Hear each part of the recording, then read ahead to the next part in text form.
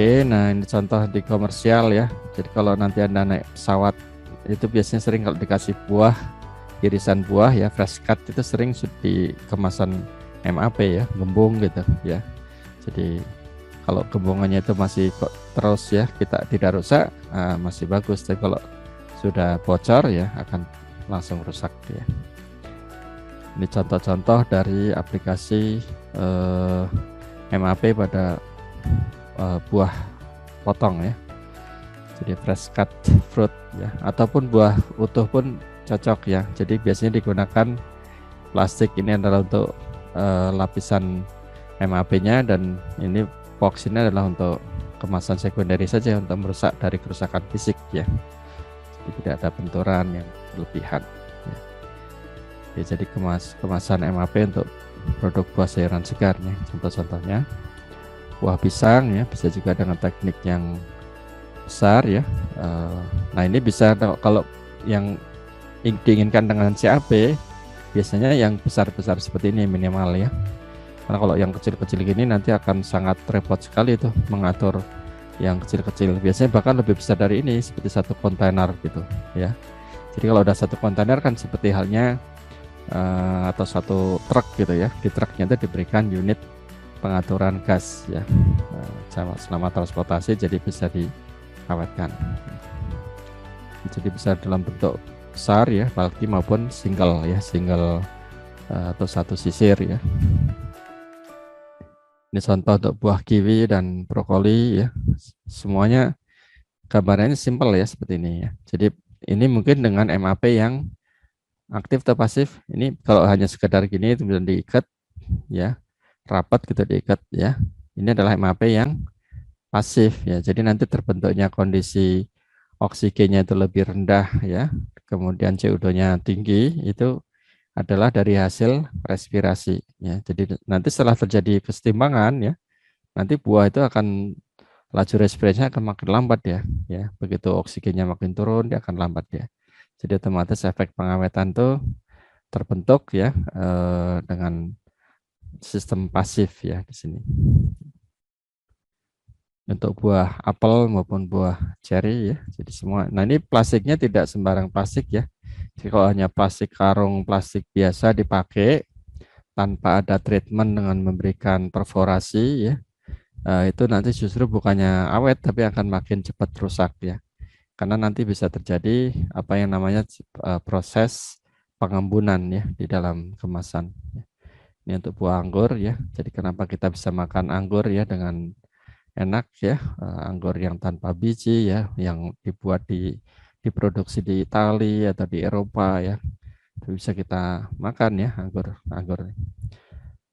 Oke, nah kemudian ini untuk produk-produk tropikal buah mangga ya, itu juga ini single individual cell, jadi untuk single buah, satu buah per biji ya.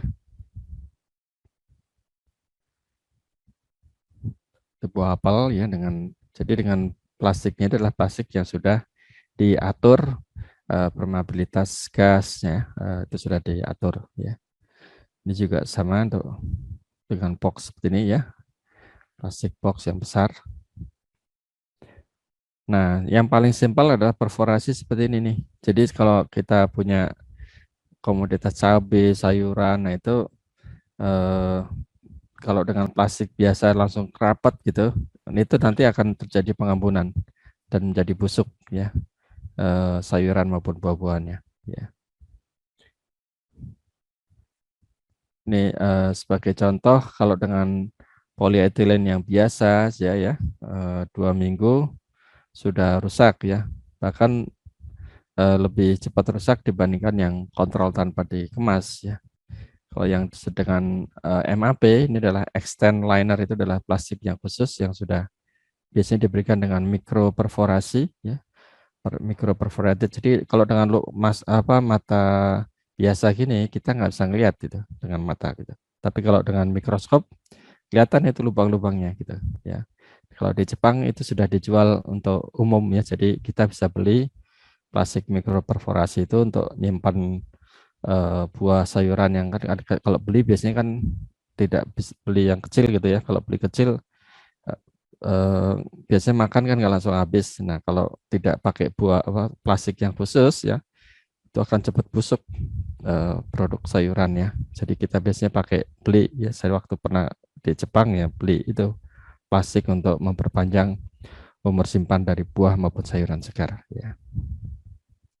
Nah, ini yang sampaikan yang polyethylene liner ya, kelihatan ya buah basah ini ya mengembun. Kenapa proses respirasi itu ada kondensasi air ya. Jadi proses respirasi kan menghasilkan CO2, H2O ya, H2O kan air ya, uap air dan panas ya. Jadi akan efek panas, efek air ini akan justru memicu proses kebusukan ya, bukannya awet malah jadi cepat busuk kalau plastiknya tidak digunakan plastik yang khusus ya, khusus untuk MAP ini ya. Oke, ini contoh untuk buah ya, nanas ya. Wah, ini di Lampung banyak nanas di Great Giant ya, pineapple. Itu eh, kalau tidak dengan plastik yang khusus ya, seperti ini ada kondensasi dan cepat busuk ya buah nanas friskatnya. Oke, nah ini juga contoh MAP dengan ethylene absorber ya, akan lebih awet lagi pasti ya. Kontrol ya, warnanya udah kelihatan ya, jadi kuning-kuning semua udah matang semua. Ya, pomegranate di sini yang satu kontrol ya, yang satu dengan plastik MAP. Jadi kelihatan yang kontrol sudah ciri-ciri busuknya banyak ya. Yang sini masih utuh dan warnanya juga cenderung sudah lebih merah ya, buah delima. Buah delima itu nama Inggrisnya pomegranate ya, pomegranate fruit. Jadi sebenarnya kalau pom itu kan apel, granat bentuknya seperti granat gitu. Dalamnya pernah makan nggak buah delima? Kadang-kadang kalau di Indonesia malah jarang ya mencoba buah-buah gini. Tapi kalau di luar negeri bisa ketemu dengan gampang nih buah-buah delima dan itu bisa ditemukan ya. Nah, ini dengan contoh yang lain ya untuk buah squash ya. Saya mungkin di Indonesia tidak terlalu populer ya, squash. Jadi dengan MAP ya masih fresh ya, di sini sudah banyak busuk. Tentu saja ini dibandingkan dengan umur simpan dan kondisi suhu yang sama ya, kondisi penyimpanan yang sama. Oke, nah secara umum ini adalah MAP untuk produk segar ya yang masih bernafas ya, berespirasi. Ya, jadi untuk brokoli ya biasanya disetting untuk oksigen antara 2 sampai 3% dan CO2 6 sampai 7% ya. Apel ya kurang dari 1% oksigennya, CO2-nya 4 sampai 12%. Jadi setiap buah akan memiliki requirement. Nah, ini ada handbook untuk MAP ya. Lebih lengkap lagi dari yang tabel ini ya. Nah, sedangkan untuk yang produk yang non respiring food ya, yang tidak berespirasi ya, itu untuk contohnya minyak ikan ya, bukan oily fish, jadi ikan dengan kadar lemak yang tinggi ya. Ini adalah tanpa oksigen ya, karena memang oksigen kan tidak diperlukan ya. Jadi justru akan menyebabkan tengik gitu, jadi harus 0%. Ikan yang daging putih, nah itu boleh dengan oksigen 40% dan CO2-nya tinggi 60, jadi efek pengawetan ya. Krustase biasanya dengan CO2 saja 60 sampai 100, biasanya sisanya adalah dengan N2 ya. Red meat, nah ini teknik MAP untuk daging segar ya. Dengan oksigen 70 sampai 85% dan sisanya 15 sampai 30% CO2. Nah, kalau diinginkan misalkan ini 70, ini 20, berarti nitrogen di sini adalah 10 ya. Jadi ini masih opsional, nggak suatu yang harus ya. Jadi bisa dari percobaan perusahaan biasanya akan menentukan yang tepat yang mana ya. Untuk karkas ayam, nah nitrogen dan oksigen CO2 saja ya. Karena tidak perlu untuk retensi warna merah ya. Untuk produk bakery pasta juga hanya nitrogen dan CO2. Cheese ya itu juga bisa dengan nitrogen total ya maupun CO2 atau kombinasinya ya. Kopi biasanya dengan gas inert packaging ya dengan N2 aja. Dan keripik kentang ya biasanya kita gunakan dengan gas inert saja ya, yang keripik chips ya. Jadi ini artinya hanya gas inert saja ini. Oke ya, jadi sebenarnya kemasan vakum, kemasan gas inert ya itu bagian dari MAP ya. Cuma mungkin karena teknik mengemasnya, requirement pada bahan kemasan juga berbeda ya, kita pisahkan sedikit ya untuk memisahkan. Oke, jadi secara umum untuk MAP pada daging ya digunakan tekniknya adalah CO2 tinggi. CO2 itu berfungsi untuk menurunkan pH ya dengan membentuk asam karbonat ya. Kemudian juga efek antimikroba dari CO2 ya sebagai penghambat pertumbuhan mikroba ya. Dan umumnya dengan harus kombinasi suhu dingin ya agar kelarutan CO2 pada produk makin tinggi gitu sehingga akan larut ya. Ini adalah konsep kalau MAP daging yang merah ya dengan oksigen yang tinggi dan CO2 tinggi ya. Jadi ini benar-benar hanya oksigen dan CO2 isinya ya. Karena oksigen untuk meretensi warna merah ya membentuk oksimioglobin ya. Dan CO2 ini untuk antimikroba ya. Nah, tetapi ternyata ada efek buruk kalau kita gunakan oksigennya tinggi ini ya dengan MAP ini. Ternyata ada resiko apa? Ketengikan ya, oksidasi lemak ya pada daging. Kan daging itu kadar lemaknya cukup tinggi ya, sehingga selama penyimpanan MAP itu betul retensi warnanya merahnya ada ya, tetapi ternyata dari aroma terbentuklah aroma-aroma kerusakan minyak ya, ketengikan ya.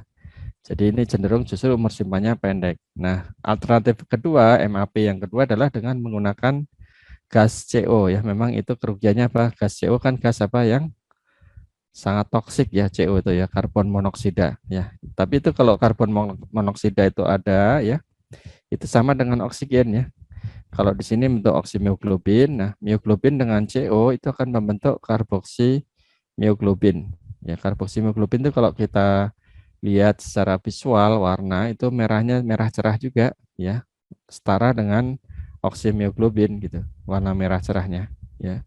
Sehingga teknik baru untuk MAP daging adalah menggunakan justru malah nggak pakai oksigen tetapi pakai gas CO dengan CO2 dan nitrogen ya. Jadi kombinasi antara CO dan CO2 yang utama gitu ya. Justru oksigennya nggak ada. Itulah teknik baru. Fungsinya untuk apa teknik baru MAP ini? Untuk mencegah ketengikan lemak ya pada daging. Ya. Jadi kalau ada yang sudah meneliti ya membandingkan antara MAP dengan teknik tanpa oksigen dengan yang oksigen tinggi pada daging, ya itu ternyata umur simpannya yang dengan high oksigen itu lebih pendek ya, yang ini lebih panjang.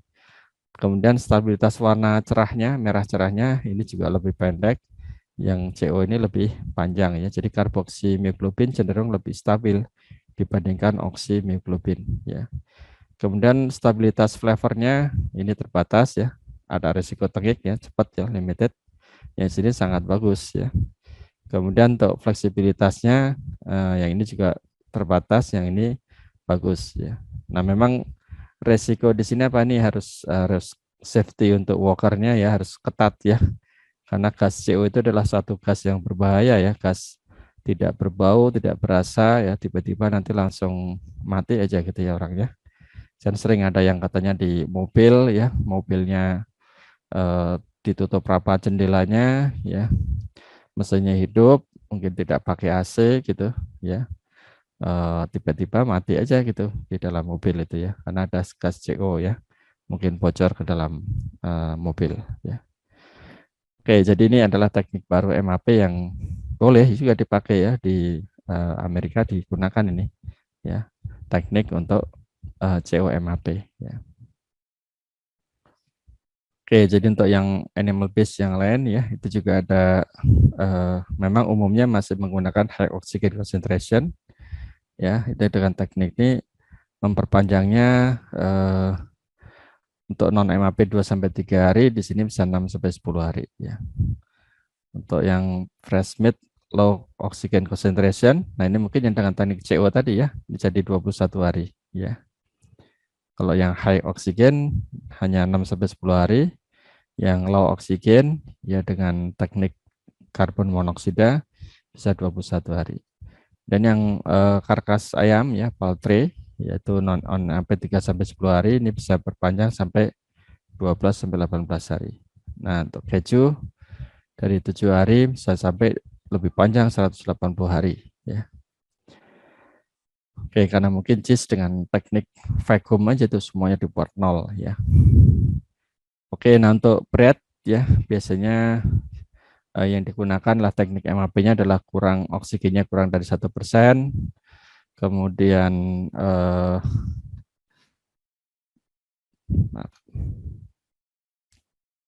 kemudian untuk CO2-nya 60 sampai 70% dan nitrogennya 30 sampai 40%. Jadi betul-betul nitrogen itu adalah sebagai pengisi ya untuk menyeimbangkan agar total gasnya itu 100% gitu ya.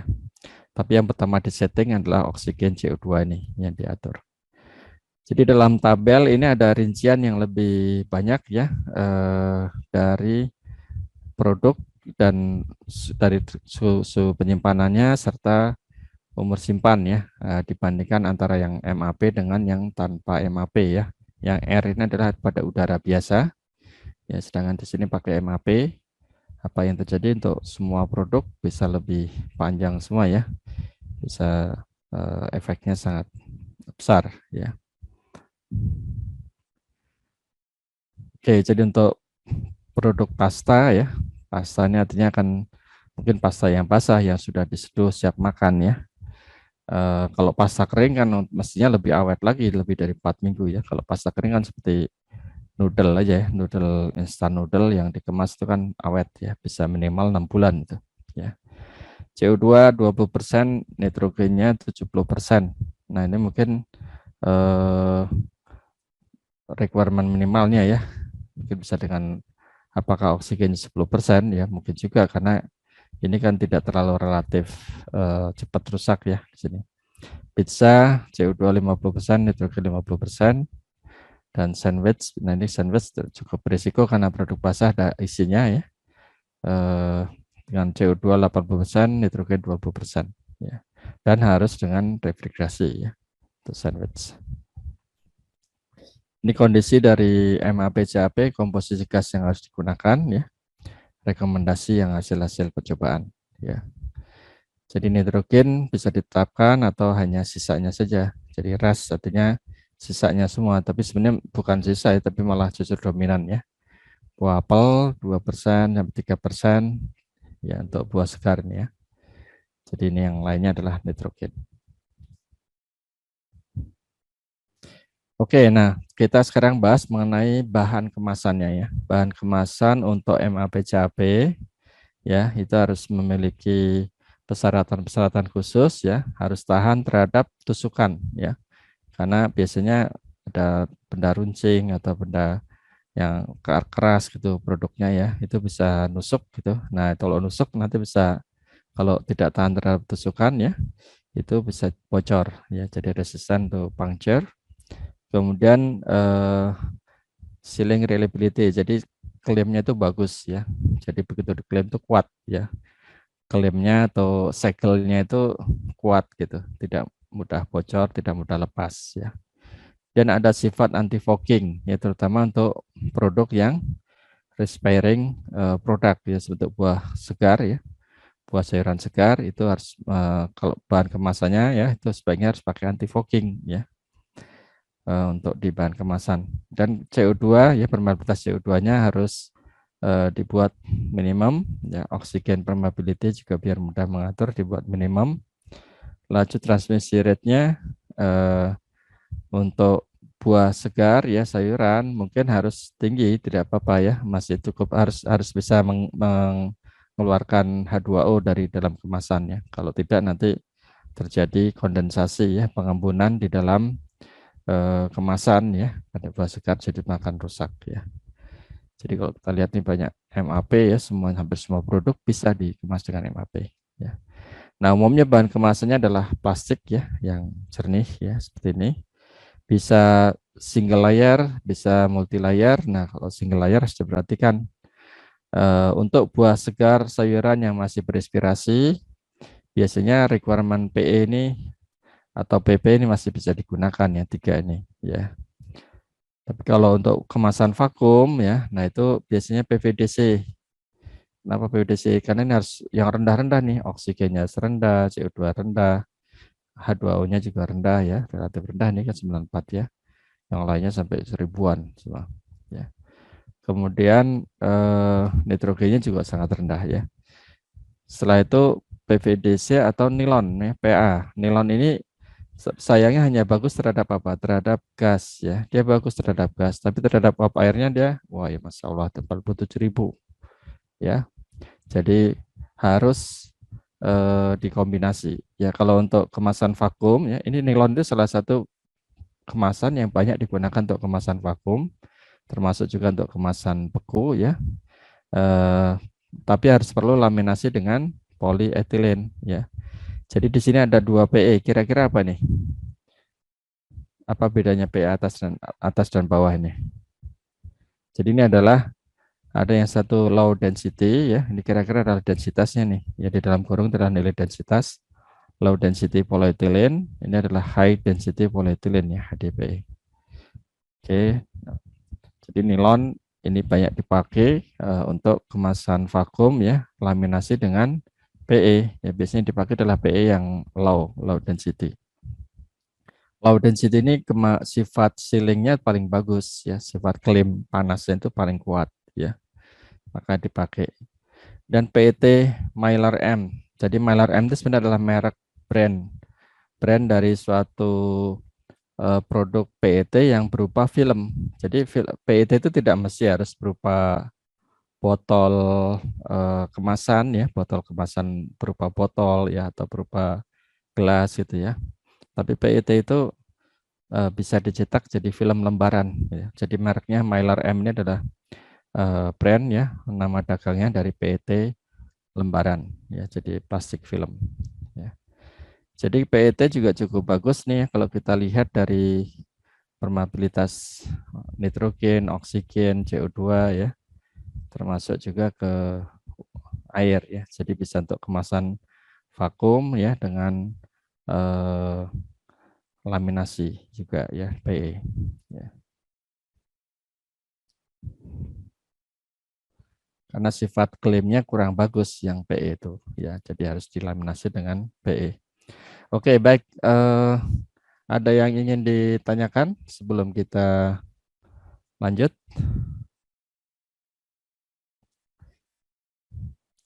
Baik, kita lanjut aja ya, karena waktunya sudah tinggal sedikit ya. Kita masuk ke vakum, kemasan vakum. Jadi konsepnya sama ya dengan kemasan MAP tadi, cuma ini benar-benar udara yang dihilangkan ya. Kalau tadi kemasan MAP, CAP ya, atau gas inet ya, itu kan disedot udaranya, kemudian diinjeksi gas. Nah kalau ini disedot udaranya, kemudian diklaim gitu, ya udah stop gitu. Ya, jadi lebih simpel prosesnya ya. Jadi dengan sedot udara kemudian langsung di seal gitu ya. Sehingga terbentuk ruang vakum ya. Jadi bisa dengan sistem batch ya, dengan sistem manual gini atau batch yang besar ya, atau continuous ya, di industri ada yang continuous ya. Jadi keuntungan dari kemasan vakum yaitu bisa mencegah evaporasi ya, karena bahan kemasannya harus yang kedap terhadap gas dan uap air ya, gas oksigen, CO2, uap air itu harus kedap ya. Kemudian bisa mencegah kehilangan bobot ya, susut bobot ya, karena tidak keluar kan otomatis uap airnya nggak menguap sehingga akan tidak terjadi kehilangan bobot. Mencegah kekeringan dari produk ya. Ini terutama pada produk beku ya, daging yang dibekukan atau ikan yang dibekukan ya. Itu kalau tidak dikemas ya, itu bisa menjadi kering permukaannya. Kenapa? Karena pada kondisi beku itu RH ruangan itu sangat rendah ya, RH-nya itu kering. Jadi RH kelembaban udara untuk ruang beku itu kering sekali ya. Kenapa? Karena semua uap air terembunkan kan, sehingga otomatis udara atmosfer di dalam ruang beku itu di freezer itu sangat kering ya. Justru kalau saya pengalaman kalau nanti Anda ke tempat yang 4 musim gitu ya, pas musim dingin gitu, itu kalau pas musim dingin itu udaranya kering sekali. Kalau kita nggak pakai lotion, nggak pakai lip gloss gitu ya, itu bisa gatal-gatal dan bibirnya bisa pecah-pecah ya. Jadi saya pengalaman pakai lip gloss ya kalau di saat mengalami musim dingin ya di saat di luar negeri ya. Oke, kemudian bisa mencegah oksidasi lemak ya karena oksigennya bisa dihambat ya. Kemudian mencegah dan oksigennya dibuat rendah dan tidak ada dari luar gitu ya. Mencegah leaching dari cairan maupun darah ya sehingga akan lebih tidak mengkontaminasi keluar. Mencegah freezer burn ya terutama untuk produk-produk beku ya. Freezer burn artinya produk yang dibekukan ya. Tidak memerlukan treatment pada permukaan produk untuk trimming ya karena umumnya biasanya sudah dipreparasikan oleh produsennya ya. Kemudian mereduce biaya transportasi ya dengan apa? Ruang kemasannya, ruang untuk transportasi, ruang untuk eh, di kontainer itu akan lebih sedikit ya, reduce transportation cost ya. Oke, ini contoh-contoh untuk aplikasi kemasan vakum ya, cukup luas penggunaannya, daging ya, keju semua hampir semua bisa dikemas ya. Buah-buahan pun banyak yang dikemas vakum ya, terutama untuk yang disimpan produk beku atau yang produk chilling ya.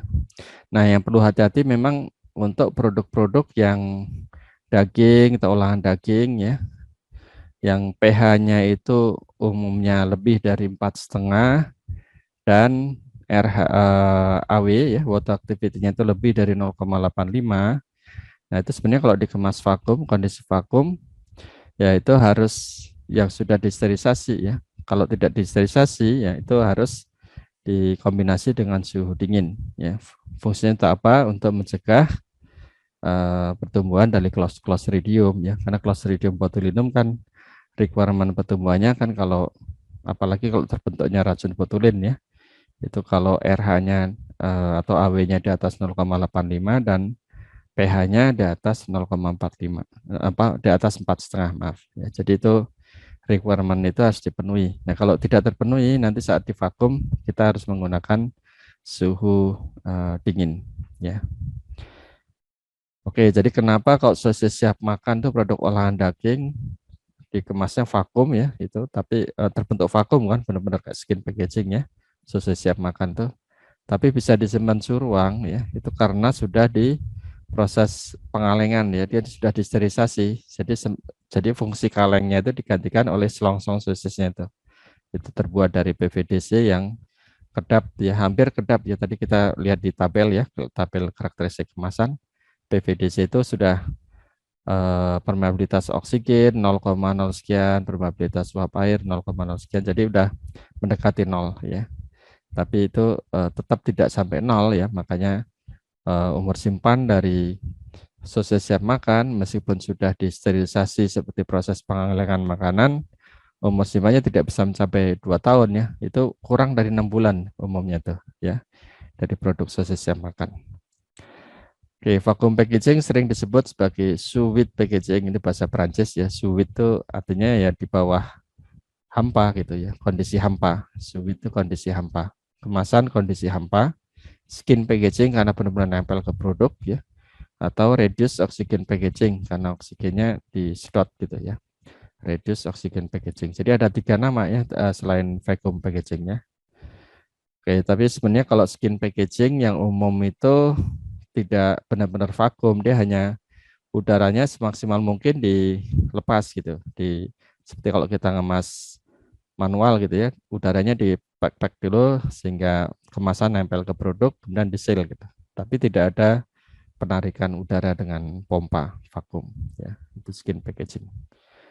Oke dulu ini awalnya menggambarkan saat Perang Dunia II di pack dengan tas latex ya latex itu sangat elastis gitu benar-benar ngepres dengan produk sehingga hampir semua oksigen itu bisa hilang ya itu sebenarnya teknologi yang awalnya dari teknologi vakum itu adalah ini ya, dengan latex ya, sehingga terbentuk skin packaging ya, oksigennya hampir nol gitu ya, semua bisa dihilangkan.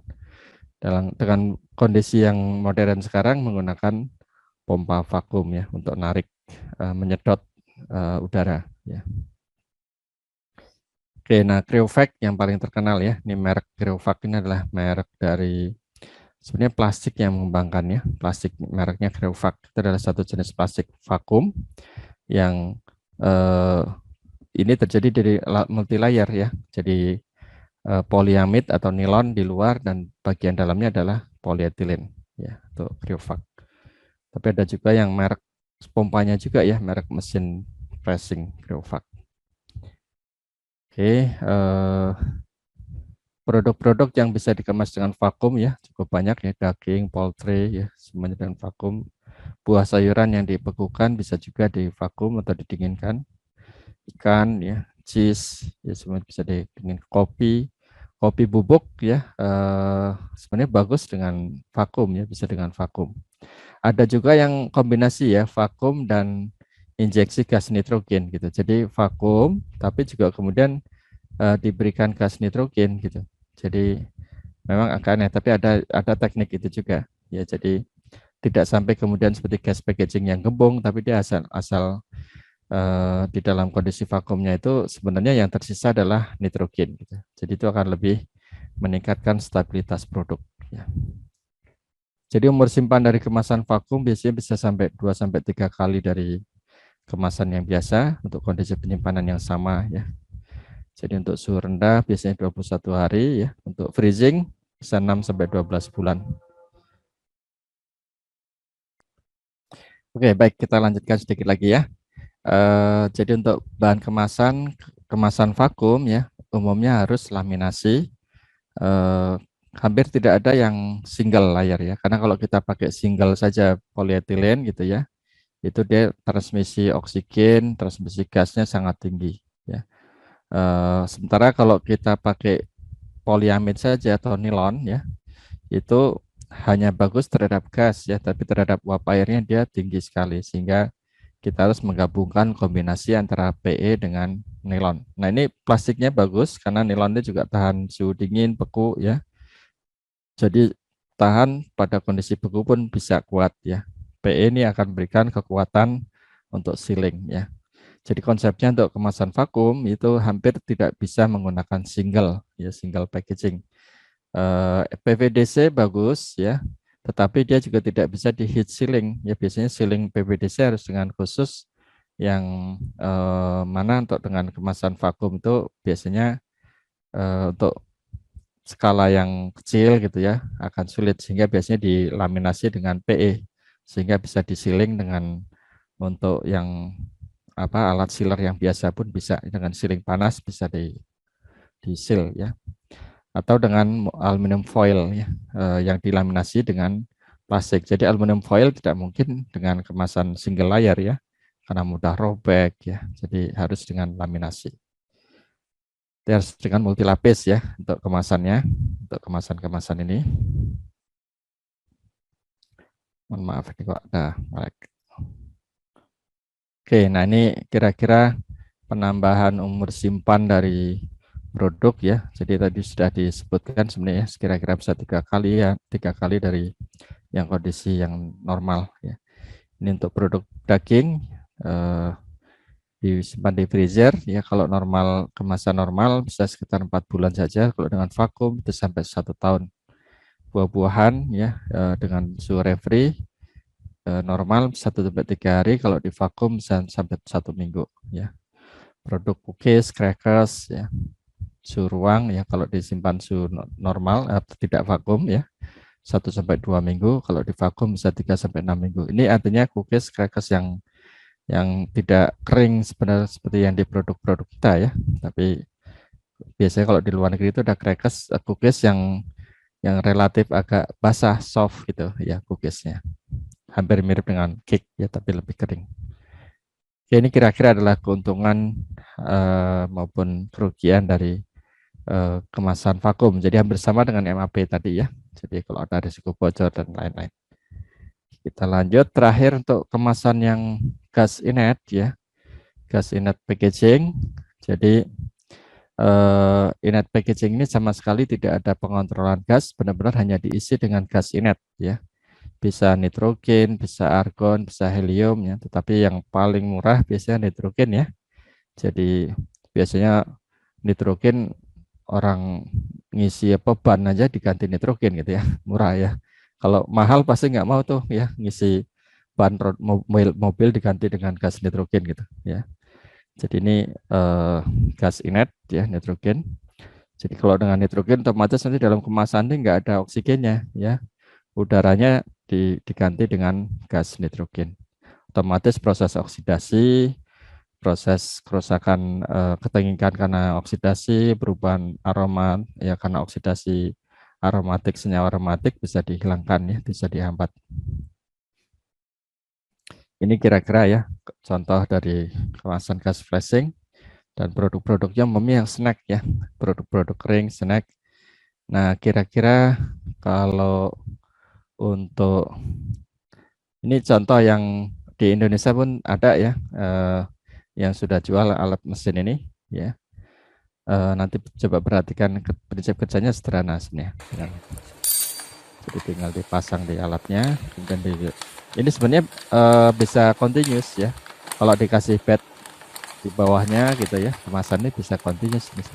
Cuman ini operatornya karena tidak ada fasilitas ban berjalannya ya, jadi harus didorong dengan tangan gitu ya. Ini sebenarnya bisa continuous. Nah, ada yang konsepnya vertikal gini, ada yang horizontal ya, kemasan ini. Nah, ini contoh yang menggunakan kira-kira bahan kemasannya apa itu, multi layer ya, multi layer yang ada aluminium foil atau metalize dengan aluminium ya. Jadi plastiknya pasti adalah alat, kalau bunyi truk-truk kayak gitu itu kayaknya harus ada aluminium untuk kaku ya. Nah itu, jadi nanti itu sebenarnya kalau dengan bahan berjalan bisa continuous gitu, alat ini. Jadi hasil kemasannya menjadi gembung ya. Gitu. Oke, nah kira-kira apa sih fungsi lebih selain fungsi untuk mencegah oksidasi ya karena oksigennya diganti dengan gas inet, apa keuntungan lain dari aspek perlindungan dari kemasan gas inet ini, inet gas packaging, terutama untuk produk-produk snack yang kering ya, seperti chips, ciki ya, ciki pol gitu. Apa kira-kira keunggulan lain? Perlindungan dari aspek kerusakan mekanis ya. Jadi kalau dengan gembung itu kan otomatis selama di dalam transportasi, selama penanganan di display atau selama, kan kadang-kadang kalau di transportasi di bag itu banyak-banyak ya, ditumpuk-tumpuk gitu ya. Nah, kalau tidak ada gembung gasnya itu kadang-kadang produknya bisa hancur tuh ya.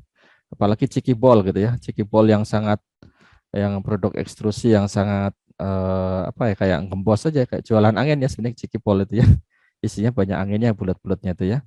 Nah, itu kalau tidak ada diisi gas inet ini ya, itu nanti kita bisa menerima ciki bol, bukan ciki bol lagi, ciki gepeng gitu ya, karena bolnya sudah menjadi gepeng-gepeng gitu ya. Jadi itu bisa memberikan perlindungan mekanis juga sebenarnya dengan gas inet ini ya. Jadi udara sebenarnya di perusahaan lain kadang-kadang cuma diisi udara ya, tapi udara artinya resiko kerusakan tankinya tinggi gitu ya, artinya mungkin dia tidak target umur simpannya nggak panjang ya. Oke, jadi contoh kelihatan yang gembung-gembung semua ya. Nah, susu bubuk ini juga sering diberikan ya nitrogen ya. Jadi sebelum di-seal ya, ini sebelum di-seal ini sering ditarik dengan vakum ya, udara, kemudian diinjeksi dengan nitrogen ya. Jadi untuk lebih memperpanjang umur simpan ya, mencegah kerusakan nutrisi, kerusakan lemak ya. Karena oksigen kan bisa juga merusak vitamin ya. Oke, jadi produk-produk snack ya. Jadi selain bisa melindungi oksidasi juga bisa melindungi dari aspek kerusakan mekanis ya.